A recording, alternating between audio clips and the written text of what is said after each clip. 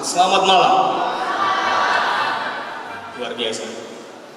Terima kasih kepada Fakultas Filsafat yang memberikan saya kesempatan untuk menyampaikan firman Tuhan pada malam hari ini. Dan juga lagu pujiannya, biarlah semuanya itu hanya untuk mengangkat nama Tuhan dan meninggikan nama Dia. Saudara-saudara yang terkasih dalam Yesus Kristus, sebelum saya melanjutkan pekabaran firman Tuhan pada malam hari ini, saya rindu kita semuanya bernyanyi dari sebuah lagu yang terdapat dalam Advent Youth Sing nomor 46. Ini merupakan pengharapan Allah. Bila mana Dia datang kembali, semua umat-umat Tuhan, termasuk kita yang ada di ruangan ini, memiliki kesiapan untuk menyambut kedatangannya. Mari kita nyanyikan dengan penuh semangat.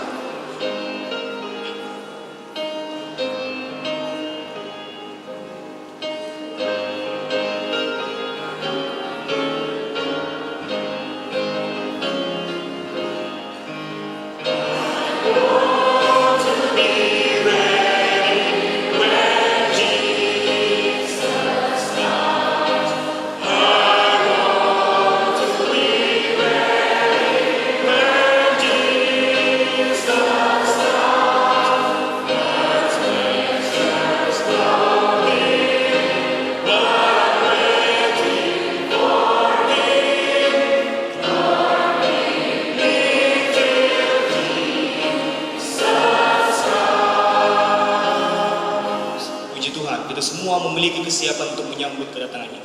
Ketika Yesus naik ke surga, Dia memberikan sebuah janji bagi kita. Dia memberikan sebuah pengharapan bagi kita. Pengharapan itu terdapat di dalam Yohanes pasal yang ke-14 ayat 1-3. Teman-teman yang membuka Alkitab, mari kita buka Alkitab kita. Yohanes 14 ayat 1-3. Janganlah gelisah hatimu. Percayalah kepada Allah, percayalah juga kepadaku. Di rumah Bapakku banyak tempat tinggal. Jika tidak demikian, tentu aku mengatakannya kepadamu.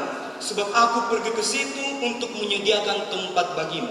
Dan apabila aku telah pergi ke situ dan telah menyediakan tempat bagimu, aku akan datang kembali dan membawa kamu ke tempatku, supaya di tempat di mana aku berada, kamu pun berada.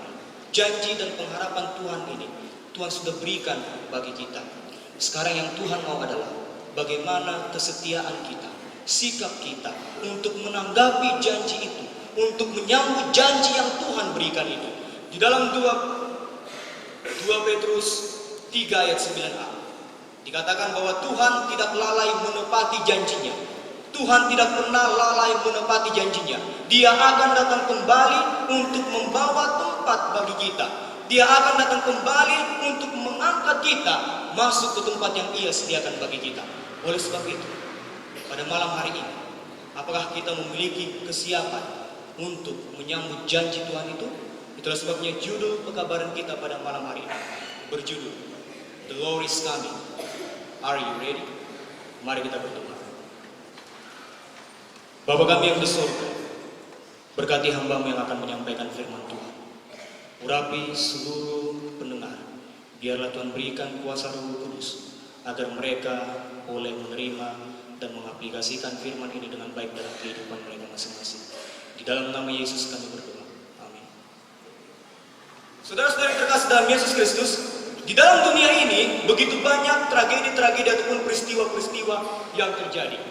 Kejadian dunia yang pertama terjadi sekitar 10 tahun yang lalu. Kita mungkin kenal dengan tsunami Aceh tanggal 26 Desember 2004. Tsunami Aceh 26 Desember 2004. Pada tanggal 26 Desember 2004 adalah peristiwa yang tidak bisa dilupakan oleh bangsa Indonesia.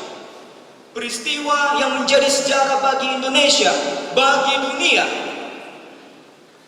Tsunami ini ditimbulkan oleh gempa yang berkekuatan 9,3 skala Richter. Dan tinggi gelombang mencapai 30 meter. Kita coba bayangkan, tinggi gelombang mencapai 30 meter. Tragedi tsunami ini menimbulkan kesedihan dan penderitaan di Provinsi Aceh. Seperti air bah, seluruh permukaan Aceh itu terbenam oleh air.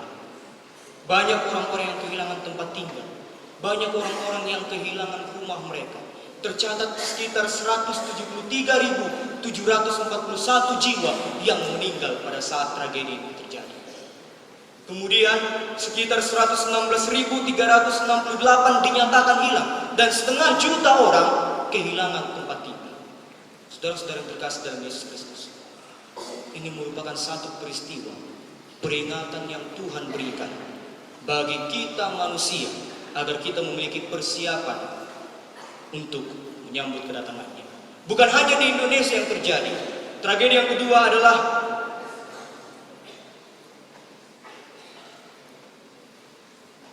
di World Trade Center, Washington DC, tanggal 11 September 2001. Gedung World Trade Center ini adalah dua gedung yang sama-sama berdiri ataupun gedung korban.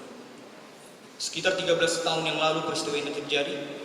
Ada sekelompok teroris yang dipimpin oleh Osama bin Laden. Sekelompok teroris yang dipimpin oleh Osama bin Laden diatur di beberapa titik di New York, dan ini terjadi pada pagi-pagi hari. 4 pesawat jet penumpang pada pukul 8 pagi. Salah satu pesawat itu menabrak salah satu gedung World Trade Center. 1 jam berikutnya, pesawat yang satu lagi menabrak gedung yang sebelahnya. Dan dalam jangka 2 jam, gedung ini runtuh, sama seperti apa. Coba kita bayangkan, bagaimana kejahatan-kejahatan dunia pada saat ini. Peristiwa-peristiwa dunia pada saat ini. Mari kita buka Alkitab kita di dalam Matius 24 ayat 33. Teman-teman yang boleh membawa Alkitab, mari kita buka Alkitab kita dalam Matius 24 ayat yang ke-33.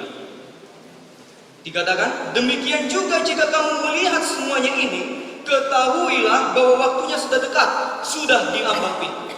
Pertanyaannya, waktu siapa yang digambarkan Matius ini sudah sangat dekat?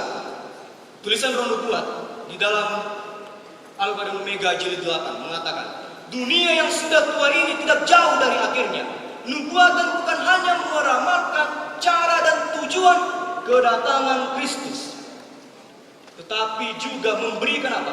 Tanda-tanda oleh mana orang-orang mengetahui bahwa kedatangan itu sudah dekat. Kedatangan Kristus sudah dekat. Begitu banyak contoh-contoh. Yang tadi saya sudah berikan 2 contoh. Peristiwa-peristiwa dunia, kejahatan-kejahatan manusia menunjukkan bahwa kedatangan Tuhan itu sudah dekat.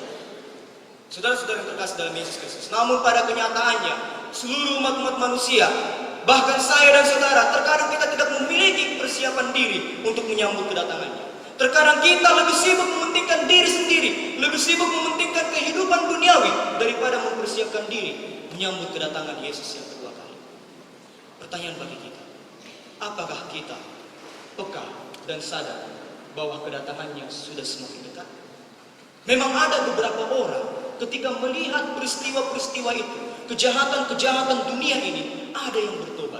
Tapi ada juga beberapa orang menganggap peristiwa-peristiwa itu, bahkan kejahatan-kejahatan itu adalah hal yang biasa. Tidak peka dan tidak sadar bahwa kedatangan Yesus itu sudah semakin dekat. Kita nyata bahwa segala macam kejahatan sedang bertambah-tambah. Orang akan dibutakan dan dipekakkan. Orang akan dibutakan dan dipekakkan. Atau tidak memiliki mentalitas supaya sadar akan keadaan-keadaan dunia ini. Peristiwa-peristiwa dunia ini sudah menunjukkan bahwa kedatangan Yesus itu semakin dekat. Namun kita dibutakan dan dipekakkan, tidak dapat mendengar dan tidak menyadari keadaan-keadaan dunia ini lagi. Oleh karena kesenangan-kesenangan yang setan berikan dalam kehidupan kita. Rasul Paulus gambarkan kejahatan-kejahatan manusia di dalam 2 Timotius. Mari kita buka Alkitab kita.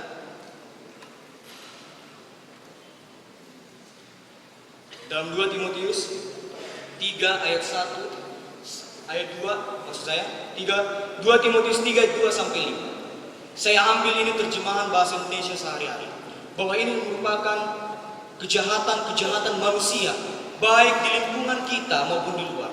Kejahatan yang pertama adalah manusia akan mementingkan dirinya sendiri. Keegoisan muncul dalam diri kita masing-masing. Tidak memikirkan lagi orang lain, tidak ada lagi kasih kepada orang lain. Kita lebih cenderung mementingkan diri kita sendiri. Sadar atau tidak sadar, terkadang kita melakukan hal ini. Kita lebih mementingkan diri kita sendiri. Yang kedua, mata duitan. Mata duitan. Negara kita ini ada orang yang seperti ini, mata duitan.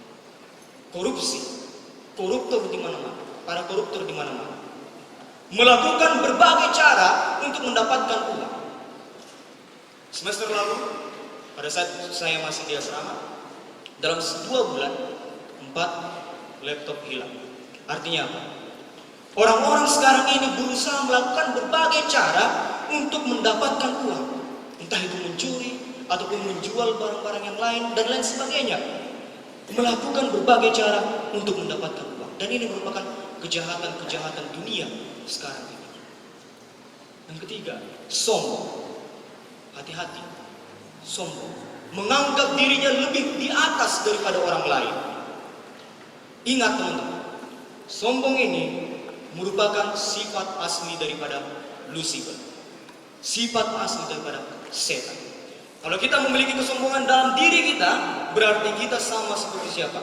Sama seperti Lucifer. Sama seperti setan. Yang ketiga dan yang berikutnya adalah suka membual. Oleh karena pembualan ini, omong kosong yang dikeluarkan, maka dia menghina orang lain. Ini peristiwa-peristiwa yang terjadi sekarang ini juga sudah terjadi di lingkungan kita, dalam kehidupan kita sehari-hari. Yang berikutnya, memberontak terhadap orang tua. Orang tua kuliahkan kita, dia berangkatkan kita dari kampung halaman, tiba di Unai ini tujuannya adalah agar kita menjadi orang sukses. Namun pada kenyataannya, kita sering memberontak orang tua melalui sikap kita. Sering memberontak orang tua melalui perbuatan kita yang tidak berkenan di hati orang tua kita. Teman-teman yang terkasih dalam Yesus Kristus, beberapa waktu yang lalu saya mendapat kabar dari Sir Choki Sihotang. Dia katakan seperti ini. Ada satu mahasiswa, dia ambil kwitansi pembayaran temannya, dia lalu pergi men-scan ini, dia ganti nama temannya itu menjadi nama dia. Lalu dia kasih kepada orang tuanya. Ma, Pak, saya sudah bayar uang kuliah. Orang tuanya ini selalu mengirim uang 10 juta per semester. Tapi dia melakukan penipuan terhadap orang tuanya. Memberontak terhadap orang tua. Dan itu sudah terjadi dalam hidup kita. Kita tidak lagi melakukan tindakan-tindakan yang berkenan di hati orang tua. Tidak tahu berterima kasih. Tidak tahu berterima kasih. Membenci hal-hal rohani. Di Unai ini begitu banyak kegiatan-kegiatan rohani. Apakah kita mencintai kegiatan-kegiatan rohani itu? Apakah kita suka dengan hal-hal rohani itu? Lebih suka pada kesenangan dunia daripada menuruti Allah. Allah katakan ini dan itu, tetapi kita mengatakan ini dan itu. Kita berbalik daripada kehendak Allah. Kita lebih mencintai dunia daripada menuruti Allah. Kita lebih mencintai dunia daripada mencintai hal-hal rohani. Paling penting, kita sering menjalankan kewajiban agama. Datang ke gereja, beribadah, melakukan worship dan lain sebagainya. Namun apa dikatakan di sini? Menolak inti daripada agama itu sendiri. Kenapa kita dikatakan menolak inti dari agama itu sendiri? Oleh karena perbuatan kita yang tidak mencerminkan bahwa kita mencintai hal rohani. Di dalam kebaktian kita tidak mencerminkan bahwa kita mencintai hal-hal rohani. Kita terlalu sibuk dengan dunia. Sementara kita duduk dalam rumah Tuhan, kita terlalu sibuk dengan dunia kita sendiri daripada mencintai akan hal-hal rohani tersebut. Teman-teman yang terkasih dalam Yesus Kristus, tulisan Roh Nubuat katakan di dalam buku Kerinduan Segala Zaman, dunia yang penuh dengan kerusuhan, penuh dengan kepelisiran, tidak mengenal Allah, sedang tertidur dalam kesejahteraan hawa nafsu, namun Manusia sedang menunda jauh-jauh kedatangan Tuhan. Mereka menertawai amarah. Melalui apa mereka menertawai amarah? Melalui perbuatan-perbuatan jahat yang Rasul Paulus gambarkan tadi. Tuhan sudah memberikan peringatan-peringatan kepada kita. Tuhan sudah memberikan peristiwa-peristiwa yang menunjukkan bahwa kedatangannya sudah dekat. Namun oleh karena kita manusia yang berdosa ini lebih cenderung mencintai dunia yang berdosa ini, kita dikatakan menertawai amarah melalui perbuatan-perbuatan kita. Teman-teman yang terkasih dalam Yesus Kristus, Allah pun menangis melihat hal itu. Allah sudah memberikan peringatan itu kepada kita. Allah sudah memberikan satu peristiwa-peristiwa yang menunjukkan bahwa kedatangannya sudah semakin dekat. Namun, oleh karena perbuatan kita mengabaikan peringatan-peringatan itu. Allah menangis melihat kehidupan kita jauh dari Tuhan. Allah menangis. Saudara-saudara terkasih dalam Yesus Kristus, seperti Matius 24 ayat 33 tadi katakan, jika kamu melihat semuanya ini, ketahuilah bahwa waktunya sudah dekat, sudah diambang pintu. Seharusnya kita sadar dan kita peka bahwa kedatangan Tuhan itu sudah semakin dekat. Seharusnya kita sadar dan kita peka bahwa Tuhan akan datang, dan kita harusnya mempersiapkan diri kita. Pertanyaan bagi kita, apa yang seharusnya kita lakukan untuk mempersiapkan diri kita? Apa yang harus kita lakukan untuk mempersiapkan diri kita? Yang pertama, mari kita buka di dalam Yesaya 55 ayat 6. Teman-teman yang bawa Alkitab, mari kita buka Alkitab kita, Yesaya 55 ayat yang ke-6. Carilah Tuhan selama ia berkenan ditemui, berserulah kepadanya selama ia dekat. Yang pertama yang kita lakukan adalah mencari Tuhan. Dalam bahasa Indonesia sehari-hari dikatakan berbaliklah ataupun kembalilah kepada Tuhan. Bila mana kita sudah jauh dari Tuhan, kita sudah melakukan kejahatan itu, kembalilah kepada Tuhan. Bagaimana kita mencari Tuhan? Yang pertama adalah mempelajari firman Allah. Dalam Yohanes 1 katakan, pada mulanya Allah adalah firman. Oleh karena Allah itu adalah firman, kita mencari Allah melalui firman ini. Mempelajari firman Allah. Memang kita tidak akan ketemukan Allah itu secara kasat mata, tapi kita bisa menemukan kasih Allah dari firman yang kita pelajari. Yang kedua adalah berseru dan berdoa kepada Allah.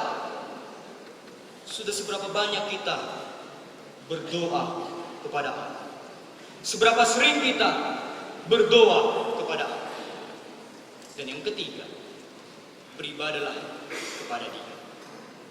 Marilah datang ke rumah Tuhan. Kita akan temukan Tuhan di rumahnya. Tidak mungkin kita datang ke rumah seseorang lalu yang punya rumah pergi. Pasti kita temukan yang punya rumah di rumahnya. Datanglah ke rumah Tuhan. Yang kedua adalah, mari kita buka kitab kita, Roma 12 ayat 12. Roma 12 ayat 2. Roma 12 ayat 2 katakan, janganlah kamu menjadi serupa dengan dunia ini, tetapi berubahlah oleh pembaharuan bodimu, sehingga kamu dapat membedakan manakah kehendak Allah, apa yang baik, yang berkenan kepada Allah, dan yang sempurna. Kata kunci yang kedua, janganlah kamu menjadi serupa dengan dunia ini. Artinya adalah mengasingkan diri dari dunia, mengasingkan diri dari kehidupan dunia. Bagaimana caranya kita mengasingkan diri dari kehidupan dunia? Kembali kita buka Alkitab kita dalam Kolose 3 ayat 5 dan 8. Karena itu matikanlah dalam dirimu segala sesuatu yang duniawi, yaitu percabulan, kenajisan, hawa nafsu, nafsu jahat, dan juga keserakahan yang sama dengan penyembahan berhala. Ayat yang ke-8 dikatakan, tetapi sekarang buanglah semuanya itu, yaitu marah, geram, kejahatan, fitnah, dan kata-kata kotor yang keluar dari mulut. Bila mana kita sering melakukan hal ini, marah, buanglah sekarang. Geram, buanglah sekarang. Fitnah, kata-kata kotor, lepaskan itu dari kehidupan kita. mengasingkan diri dari dunia ini. Itu adalah ciri-ciri orang yang mempersiapkan dirinya untuk menyambut kedatangan Kristus yang kedua. Yang kedua itu, saudara-saudara yang terkasih dalam Yesus Kristus, kenapa kita harus melakukan itu? Kenapa kita harus melakukan itu semuanya? Dalam 2 Petrus 3:14 katakan, sebab itu saudara-saudara yang kekasih, sambil menantikan semuanya ini, kamu harus berusaha supaya kamu kedapatan tak bercacat, tak bernoda di hadapannya dalam perdamaian dengan Dia. Kita membuang semuanya itu, melakukan semuanya itu supaya kita tak kedapatan tak bercacat dan tak bernoda. Karena di surga tidak ada orang yang masuk bercacat, ataupun di surga tidak ada orang yang masuk orang yang ternoda oleh dosa. Semua yang masuk ke surga itu adalah orang-orang yang suci hatinya, suci pikirannya, dan suci hidupnya. Saudara-saudara yang terkasih dalam Yesus Kristus, apakah kita sudah melakukan hal ini? Apakah kita sudah mempersiapkan diri kita? Apakah kita sudah menyadari akan kedatangan Kristus yang kedua yang semakin dekat, lalu mempersiapkan diri kita dengan cara membuang semua kenajisan dalam diri kita? Dan yang ketiga yang kita lakukan adalah berjaga-jagalah dan bersedia. Dalam Lukas 12:40, hendaklah kamu juga siap sedia, karena Anak Manusia datang pada saat yang tidak kamu sangkakan. Firman Tuhan ajarkan kepada kita agar kita bersiap sedia. Apakah kita sudah siap bila mana pada malam hari ini Allah datang menjemput kita? Atau apakah kita sudah siap bila mana Dia datang besok pagi menjemput kita? Apakah kita sudah mempersiapkan diri? Saudara-saudara yang terkasih dalam Yesus Kristus, pasti jawabannya belum. Pasti jawabannya belum. Pada saat saya masih kecil, saya berumur 7 tahun, saya mendengarkan khotbah dari pendeta-pendeta, dan mereka katakan Yesus akan datang segera. Hingga saya beranjak dewasa seperti ini, Yesus itu pun belum datang. Sudah 13 tahun yang lalu saya dengarkan khotbah itu, saya berdiri sekarang ini, Yesus belum datang. Menjadi pertanyaan, kenapa Yesus seolah-olah lama datang? Kenapa Yesus itu seolah-olah lama datang? Jawabannya adalah karena Allah itu masih baik bagi kita. Tuhan belum datang bukan karena Dia tidak mau menepati janjinya, tetapi semuanya ini adalah kerinduan Allah semata-mata untuk sebanyak mungkin menyelamatkan manusia. Yang Tuhan lihat sekarang ini adalah masih terlalu sedikit umat manusia yang masuk surga. Masih terlalu sedikit mahasiswa Unai masuk surga. Oleh sebab itu Tuhan memiliki kerinduan menyelamatkan manusia sebanyak-banyaknya, menyelamatkan saya dan saudara sebanyak-banyaknya. Oleh sebab itu yang Tuhan perlukan dari kita adalah pertobatan. Dia memberikan kepada saya dan saudara pertobatan. Saudara-saudara terkasih dalam Yesus Kristus, masih terlalu sedikit orang yang masuk surga, sehingga Yesus masih menunggu pertobatan saya dan saudara. Kapan kita harus bertobat dari segala jalan kehidupan yang jahat adalah hal yang penting yang harus dilaksanakan agar boleh diselamatkan pada waktu Yesus datang. Bertobat artinya adalah meninggalkan kebiasaan lama kita, tidak lagi melihat kebiasaan lama kita, dan membuat hidup ini menjadi hidup yang baru. Saudara-saudara yang terkasih dalam Yesus Kristus, Roh Nubuat katakan dalam The Great Controversy, dia katakan, dalam kemurahannya bagi dunia, Yesus menunda kedatangannya, sehingga orang berdosa memiliki kesempatan untuk mendengar peringatan dan mencari kepadanya tempat tinggal sebelum Allah mencurahkan murka-Nya. Allah itu sangat baik bagi kita. Dia masih memberikan kesempatan bagi kita untuk bertobat. Dia masih memberikan kesempatan bagi kita untuk mendengarkan peringatan itu, melihat peringatan itu, sadar dan mencari kepadanya suatu tempat tinggal. Allah itu sangat baik bagi kita. Jangan kita sia-siakan kebaikan yang Allah berikan bagi kita. Bertobat agar kita dapat menerima janji yang Tuhan berikan bagi kita. Janji yang sudah kita dengarkan tadi dalam Yohanes 14 ayat 3. Dan apabila aku telah pergi ke situ dan telah menyediakan tempat bagimu, aku akan datang kembali dan membawa kamu ke tempatku, supaya di tempat di mana aku berada, kamu pun berada. Tempat yang Tuhan sediakan itu untuk saya dan saudara. Yang kita lakukan adalah bertobat, mempersiapkan diri menyambut kedatangannya agar kita dibawa ke tempat yang Tuhan sediakan. Tempat ini begitu indah dan tidak akan menyesal jika kita mau mengikuti apa yang Allah katakan. Kita Wahyu gambarkan tempat yang Allah sediakan ini dalam Wahyu 21:11. Kota itu penuh kemuliaan Allah, terbuat dari permata yaspis. Saya yakin dan percaya teman-teman yang hadir di sini belum pernah melihat permata yaspis. Tempat itu juga terbuat dari emas tuli. Tidak pernah dilihat oleh manusia, tidak pernah disentuh, dijamah oleh manusia. Tempat yang sangat indah yang Tuhan sediakan bagi kita. Suasana di tempat itu adalah dalam